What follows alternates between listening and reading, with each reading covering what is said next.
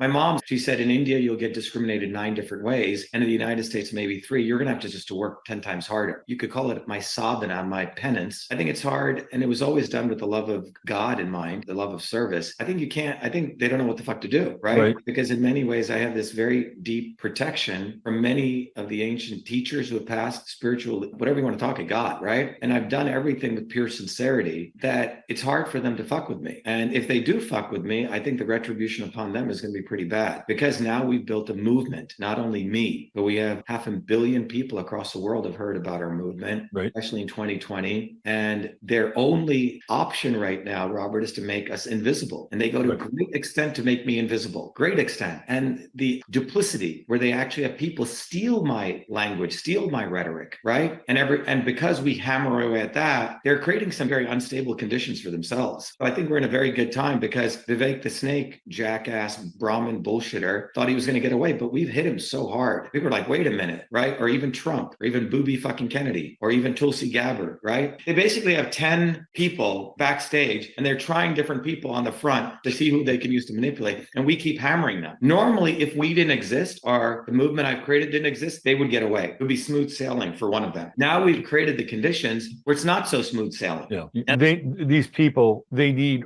absolutely rigorous discernment, and when it's appropriate, just calling out the bullshit. And yeah, I think in my view, it's coming to a point that I think they're going to need more than that. I really think about Christ going into the temples and whipping them out. And we're getting to that. I really think these people, when I was in India in 2012, I met one of the biggest, very interesting guy. He directed a lot of very interesting Indian movies. He was a serious, one of the few rare creative guys. And we were in this overlooking Bombay. He was having his cigarette and we were talking. And I'd grown up in Bombay in these near slums and all this. And he said, I recently read a book. And he said, the book was a very interesting book. And he said, there was a time in human history where the guy who had the bigger muscles, who was just strong, would rule a village, right? Or he would rule. It was just based on his physical strength, right? He was just physically bigger and stronger, and everyone had to do what he wanted. Right. So it was just brute force. And then he said it went through a period, and after that, it went to a period where people who were intelligent took over, and they used all these people with brute force to work for them. So it was that people were conniving. They could manipulate people. They could manipulate words, right? Like Vivek the Snake, right? Yep.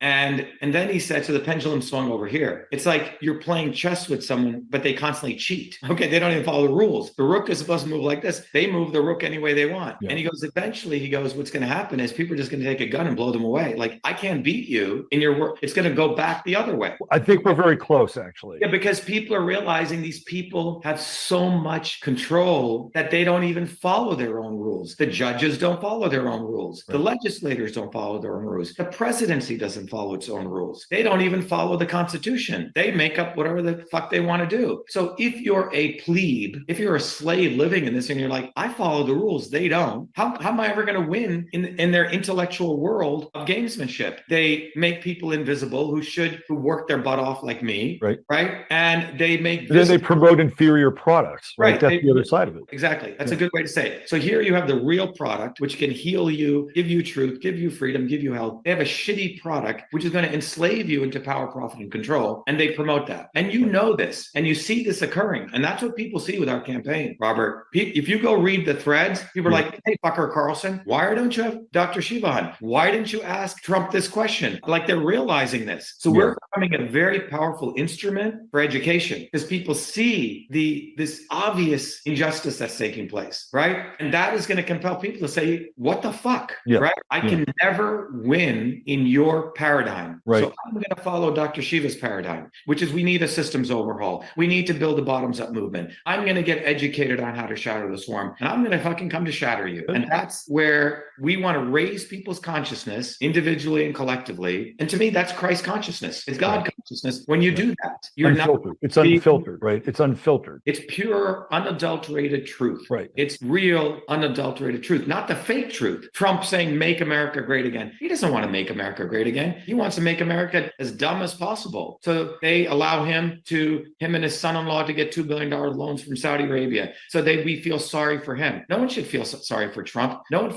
should sorry for the Kennedys. These people are all organized crime families. The Bidens or the Clintons, all of them. They all are. The Pelosi's, they're all organized. All of them. Yeah. All of them. Yeah, I was going to ask you this question, but as we've gone deeper into our conversation, I'm like, okay, that's not even a relevant question. But I was going to ask you, did anybody from the Trump administration ever reach out to you Oh, and yeah. say, hey, look, you're a bright guy. We want you to be a part of the team? Trump actually used me. So what occurs in 2020? They steal my election. Again, absolute theft. We won the freaking Republican primary in September 1st, 2020. They ran some random fucking idiot who didn't even have one lawn sign up, Robert. We had 3,000 people. We had a massive organization. We won that Republican primary on a landslide. So what did they do? They cheat. Yeah. The Republicans and Democrats collude to make sure they flip the votes on the machines. But the truth always comes out. There is a God. In Franklin County, which is all hand-counted paper ballots, I win there by 10 points. But every other county, I lose 60-40, 60-40, 60-40. Unfucking believable. But they never expected a guy like me to run, Right. a guy like me to put on my thinking cap, roll up my sleeves, go study everything about machines. And I was the first one who found out that the machines have a way you can weight races. You can actually multiply people's votes by factors. Okay. Wow. And then I did the Michigan analysis. And then when I did that analysis showing how the Michigan elections were flipped, Mark Meadows calls me after the Trump election. And they said, Dr. Shiva, we want to help you. They didn't want me to help them. They just wanted to say to their, oh, yeah, we're working with Dr. Shiva, right? They wanted to use my sincerity and the work I've done. Rona McDaniels calls me. This is all in November. And they said, oh, yeah, how can we help you? I said, give me data. I can explode this whole thing. They never gave me data, Robert, ever. But Trump was using my stuff. He went from calling voter fraud to election fraud, using my material, and we raised close to $500 million.